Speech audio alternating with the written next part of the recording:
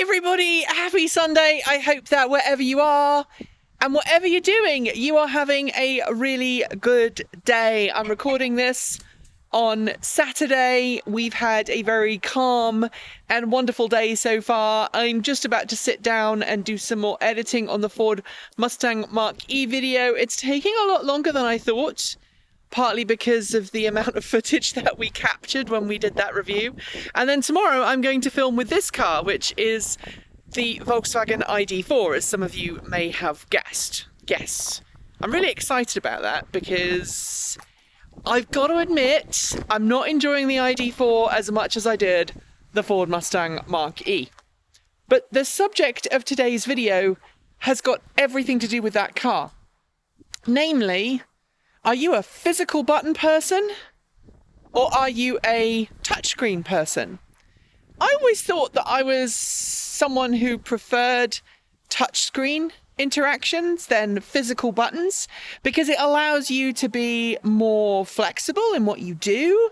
It also means that you can tweak things more easily, and further down the line it means that the car can get extra functionality, at least today, via over-the-air software updates. That's obviously if your car supports them. But the Volkswagen ID.4 has capacitive buttons.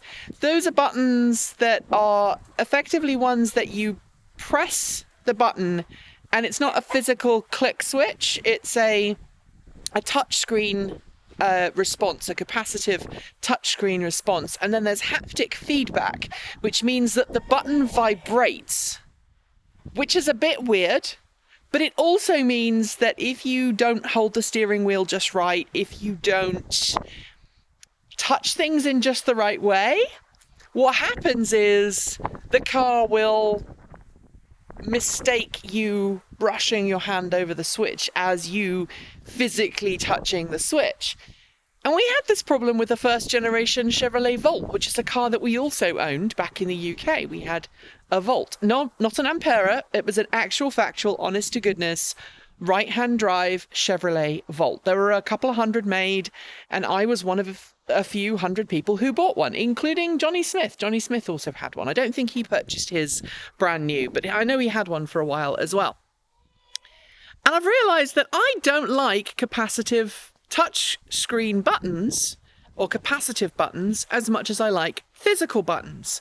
And one of the explanations that I've heard for the ID.4 having them is that buttons and switches are on short supply right now. The auto industry is struggling to find parts, just as they're struggling to find computer chips for use in vehicles. And some car companies have actually halted production of vehicles while they wait for the production line to catch up, while the parts supply process catches up.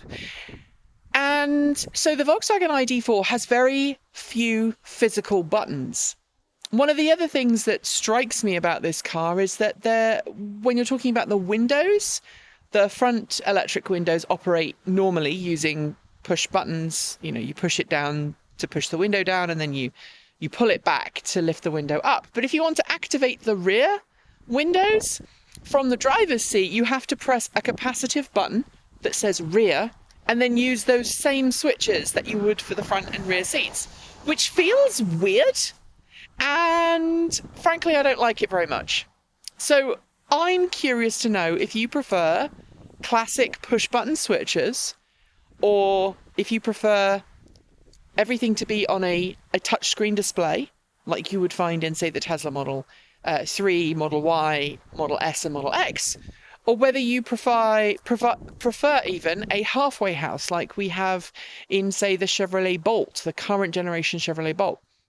Or rather the outgoing Chevrolet Bolt. I forget that there's a new version that's coming out which does have physical buttons replacing some of the on-screen buttons of the first-gen models.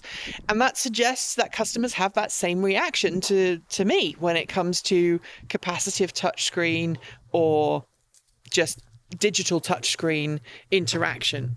I'd rather have a physical button. It's easier for me to operate. It's easier for me to know that I've pressed it because there's a I don't know, there's more physical feedback. And even with a haptic interface, it doesn't always feel very good.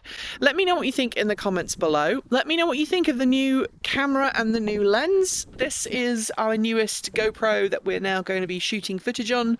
We're going to be using it tomorrow. It's got a nice shiny ND filter on it, which should give us a more cinematic look if I move around. It should give us a more cinematic look. At least that's my hope. Anyway, enjoy the rest of your Sunday. I'm going to do my best to get the Ford Mustang Mach-E video up tomorrow, or rather today, as you're watching this. But I'm not going to promise anything because, as I say, it's taking a lot longer than I thought, and we've been just churning out videos. So you may have to wait a little bit longer for that. You may get the second update to Kate Walton-Elliott's video instead. So keep your eyes peeled, enjoy the rest of your weekend, and keep evolving.